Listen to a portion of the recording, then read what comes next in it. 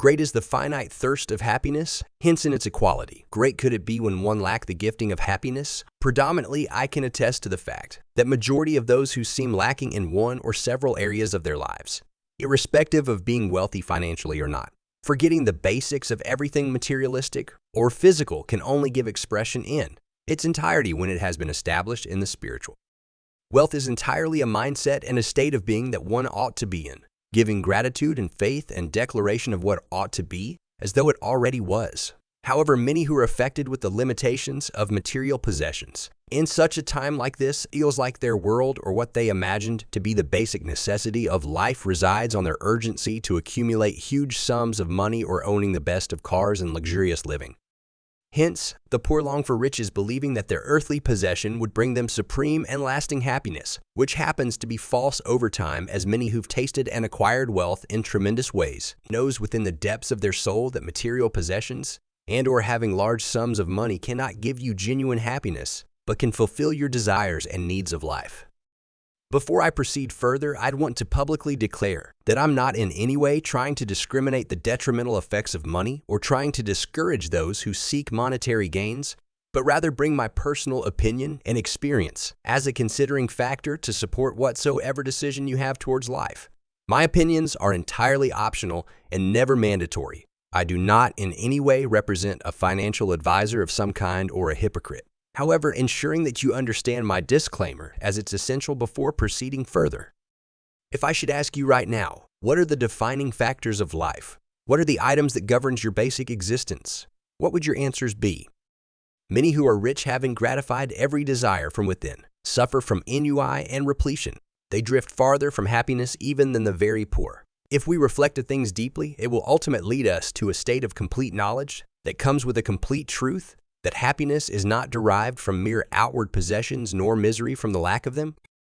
For if this was so, then we should find the poor miserable at all times and the rich always happy at all times. In our lives, the reverse is frequently the case sine qua, where the poor or those not having it all are constantly happy, and those that seem to have it all oftentimes are not genuinely happy. Some of the happiest people that I have met were possessed with only the nearest necessities of life. Many men and women who have accumulated wealth and riches have confessed that the selfish gratification which followed the acquisition of riches has robbed life of its sweetness, and that they were never so happy as to when they were poor.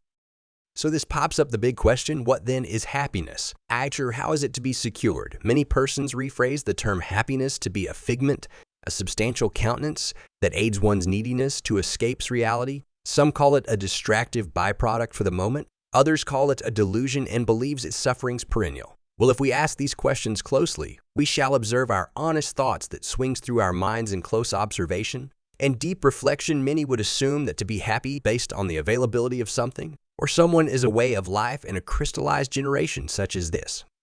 However, I believe an exception to the above stated fact could be challenged and questioned by only those who have entered a dimension of supernatural wisdom and currently operating under the supernatural influence that governs our awareness serenely, and they grasp on this knowing, believing that happiness is only to be obtained by the gratification of desires, not based on one's ego, but that of a higher power, to do its right and by experiencing life's vitality meaningfully, knowing that lies a gift, and its journey is an experience crafted differently and uniquely for every being on earth. Hence, the goal is not to just live long, but to have a more fulfilling life.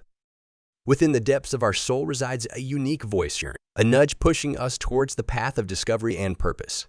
Our soul knows what's truly experiential fulfilling, just as it knows what it originally signed up for before coming to earth, to experience life in a mortal vessel. So by default, the soul knows what it ought to do when it comes here on earth, whether it's becoming an artist, athlete, speaker, or simply being truly you, versatilely, unique, authentically. When we fail to pay attention to what our soul yearns for, we ignore the call of our true being and whom we ought and was originally designed to be. It is this belief deeply rooted within the soil of ignorance and continually being watered by our selfish cravings that pushes us towards misery.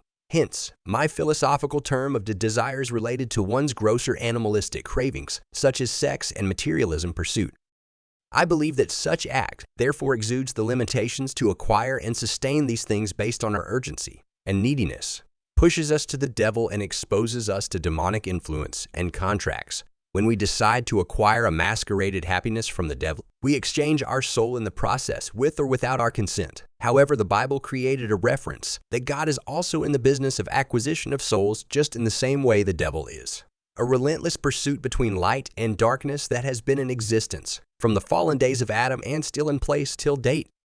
Adam made suffering perennial, but Christ created room for redemption and resurrection. But in order to acquire genuine happiness, wealth, peace of mind, and a fulfilling life, it must be done through Christ. In my years of search and pursuit of true countenance with God, I can tell you that there's no shortcut to God nor His blessings at most. Everything must be done through Christ as an act of surrender and acceptance of true life, denouncing that of Adam. Power and fame isn't ordinary. It extends to the higher psychic realm where it's found in a much powerful way. Hence, the subtle and insidious cravings ours keeps us in bondage, constrained and blinded in truth even if it's blatant to our eyes. The intellectual and refined perspective of true joy and happiness that comes with peace and sustenance cannot be found in anything nor anyone outside oneself. Rather, it can be found inwards of our very being.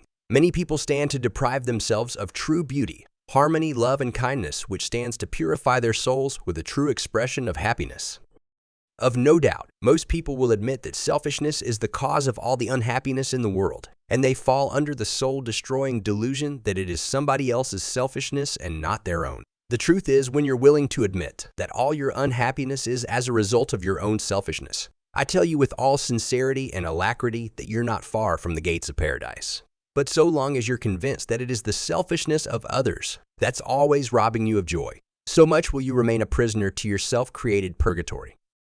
Happiness is that inward state of perfect satisfaction of joy and peace, and from which all desires are eliminated. The satisfaction which results from gratified desires are brief, delusional, and remains in an illusionary self-created prison. To be honest with you, it's oftentimes followed by increase in demand for gratification. This simply means when you acquire power outside true happiness, you'd constantly want more.